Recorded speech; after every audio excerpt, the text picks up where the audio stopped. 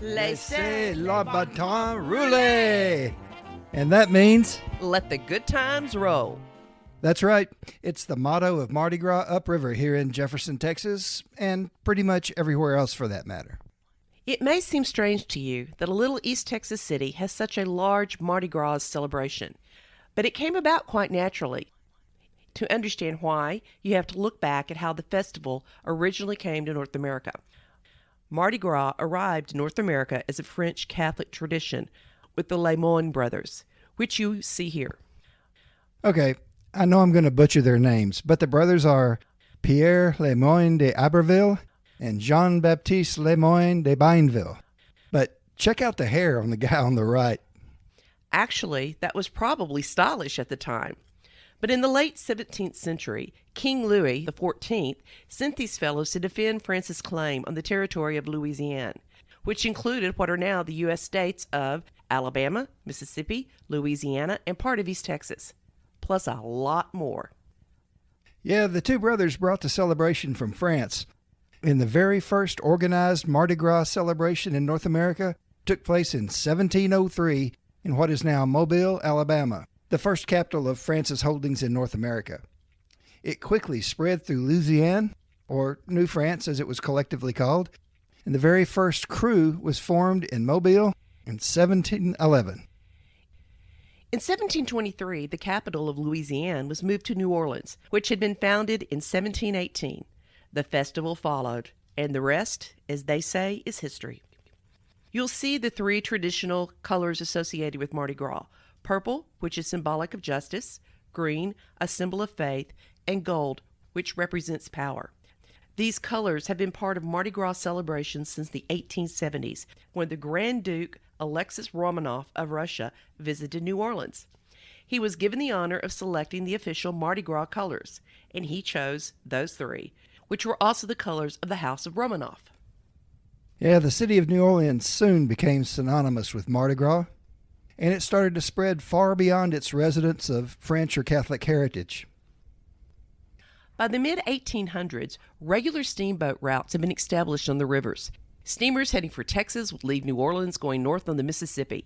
When they reached the Red River, the ships would follow it across the state of Louisiana, stopping at ports all along the way, until they came to a massive logjam blocking the river. It was called the Great Red River Raft and predates recorded history. It even goes back further than Caddo Indian legend. This photo shows just a little bit of the logjam. It was actually over 100 miles long and was impenetrable. A steamboat couldn't go around it or through it. Looking for a way into Texas, the boats would take 12-mile bayou across Caddo Lake and then pick up Big Cypress Bayou, which took them directly to the inland port of Jefferson, Texas. There they would unload, load back up, and start the journey back. The people traveling from New Orleans to Jefferson brought a French Creole influence from the Crescent City, and that's evident in the buildings in Jefferson today. Some people have observed that Jefferson has more in common with Louisiana than it does with Texas. With these travelers, Mardi Gras was brought upriver to Jefferson. In fact, the first festival was held there in 1871. Here's the first queen, Mary Eugenia Alford. There were parades with floats, music of every kind, and it all concluded with lavish galas and balls. Newspapers from the day carried stories of the many parties thrown in town, and even the steamships traveling the river hosted spectacular Mardi Gras events. These traditions grew over the years until the Red River Raft was cleared, the river went down, and the steamboat trade diminished. As the city's commercial life dwindled, the social scene followed suit. In 1989, a group of citizens came together to restore the Mardi Gras tradition. They formed a community service organization called Krewe of Hebe, named for the statue of the goddess atop Stern Fountain on Lafayette Street. Yes, that's her. Hebe was the goddess of eternal youth and beauty. The Krewe of Hebe has sponsored many worthwhile causes over the years.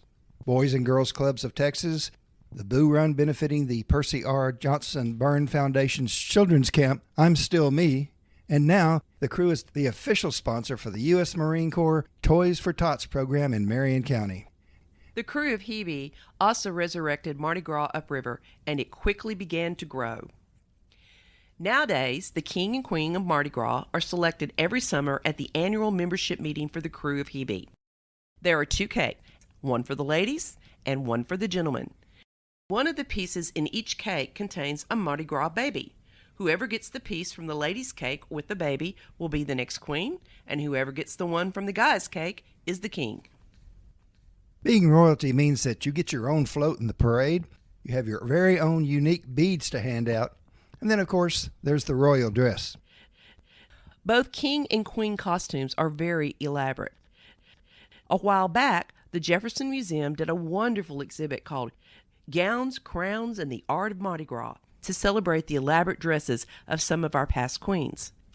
Not only did a number of our former queens loan their dresses to the museum for the exhibit, but Mardi Gras posters throughout the years were also on display, along with the custom royal Mardi Gras beads and the crowns the kings and queens wore.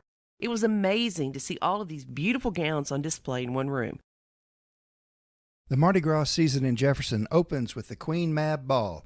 That's where the king and queen of Mardi Gras are presented to the public. Tickets are available from the Krewe of Hebe. A scrumptious buffet is served, and a live band provides the music to dance the night away. It's also where the king and queen hand out their royal Mardi Gras beads. You can see some of the ones from past years. It really is a fun event. In fact, that's us dressed for the ball a few years ago. By the way, what were you wearing under your kilt that night? Hey, what's between a man and his kilt is between a man and his kilt.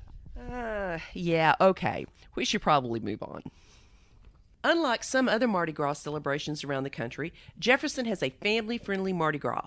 There's no flashing of body parts to get beads, and alcohol is served only in controlled, monitored venues, such as the beer garden, which requires a wristband to enter. The first parade of Mardi Gras weekend is on Friday night and is open to anyone who wants to participate. It's usually split between golf carts and people walking, and it's very casual, but it is an important start to the festivities. Everyone assembles at Lions Park, and the parade works its way through the streets of downtown. The king and queen lead the parade, and they stop at Stern Fountain in front of the statue of the goddess Hebe to declare the Mardi Gras festival has begun in Jefferson. Once the Doodah Parade is over, the crowds descend on the Midway, which takes over the huge parking lot behind the Marion County Courthouse, Thomas Jefferson Park, and the Jefferson Hotel. There are carnival rides and games for the entire family, and plenty of food trailers as well. By the way, isn't this you coming down the super slide? Yeah, and wow, it was fun. Going to the carnival brings out the kid in you. Speaking of food, though, one joke among the locals is that after the Doodah Parade, you have to go to the Midway and chow down on something on a stick. At the Jefferson Mardi Gras, not only will you find the things that you'd expect on a stick, like a corny dog, but there are many other delicacies as well. Gator on a stick, chicken on a stick, sausage on a stick, and if you're lucky, you'll find the booth with deep-fried Twinkies on a stick. I actually ate one of those, and to be honest, it wasn't half bad. I really enjoyed it. Plus, I get to tell the story. I ate a deep-fried Twinkie. After that, I tried the deep-fried Oreo cookies. They were uber sweet and would have even been better with a tall glass of milk. The deep-fried Oreos that you see here were delicious. Oh my, I hope you weren't having your cholesterol checked the next day. Well, the Oreos were probably tame compared to some of the other things you'll find on the Midway. One year a food truck was serving chocolate-covered bacon. Okay, I don't want to even hear the rest, because there's so much more to talk about.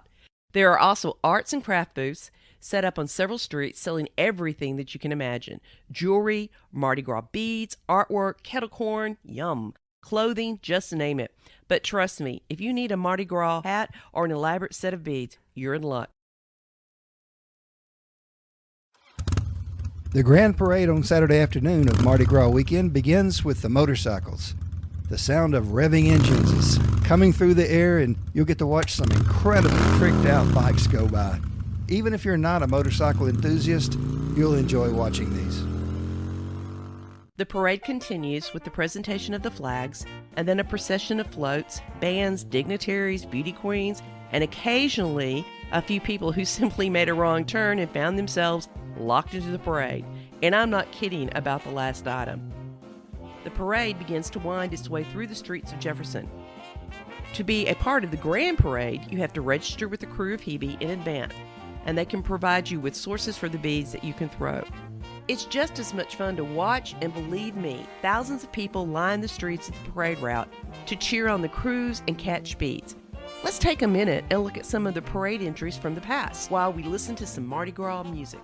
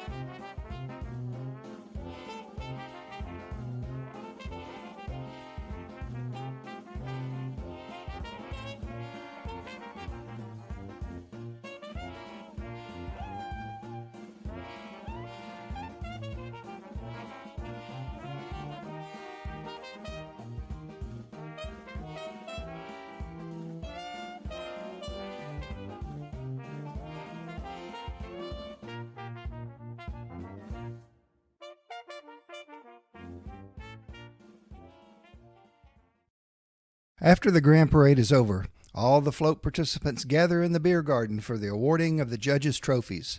The competition is fierce because most of the parade floats are incredibly imaginative. Music fills the air all Mardi Gras weekend, from the carnival music on the Midway to the marching bands in the Grand Parade, to music venues like Annie Skinner's in 1852 on Austin, and to the bands playing all weekend on the beer garden stage. During Mardi Gras, you're always a few steps away from hearing live music.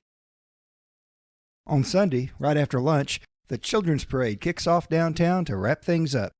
It has many things specific to this parade, but you'll also see some of the same floats from the Grand Parade, staffed by the children of the people who built the floats. It's a lot of fun, and a great place to catch some beads before winding down the Mardi Gras weekend. When Mardi Gras is finally over, everyone takes off their beads and masks, puts their costume in the pile to go to the cleaners, and then hits the couch to take a late Sunday afternoon nap. It's always a wonderful weekend, and then there's only 1 year to rest up for the next Mardi Gras Upriver in Jefferson. By the way, if you're planning on staying in Jefferson during Mardi Gras, I really recommend making your reservations months in advance. Some of our B&Bs have guests that come every single year, and as they're leaving, they make their reservations for the next Mardi Gras. Plan accordingly. And if you'd like the easiest way to get around in Jefferson, you can rent a golf cart for the weekend. There are several different places to do that. It gives you access to places that you can't go with a car and makes parking a lot easier. Like several folks here in town, we have our own golf cart that we use year-round. But at Mardi Gras, we give it a festive decor. Finally, you can keep up with the upcoming Mardi Gras on the Krewe of Hebe's website. That's mardigrasupriver.com. It has all the info you'll need, and they also have a Facebook page. Just search for Mardi Gras Upriver, Jefferson, Texas. Thanks for checking out our Jefferson Mardi Gras video. We sincerely appreciate it. If you enjoyed it, we'd also appreciate you hitting the little thumbs up button below. The YouTube overlords pay attention to that kind of thing, and it really helps out the channel. And if you want to be notified when we add new Jefferson, Texas videos to the Visit Jefferson YouTube channel, just click on the subscribe button. All that happens is that you get an email when we post a new video. And we have several really cool ones in the works. Thanks again, and we'll see you in Jefferson at Mardi Gras. Laissez la bonne chance rouler!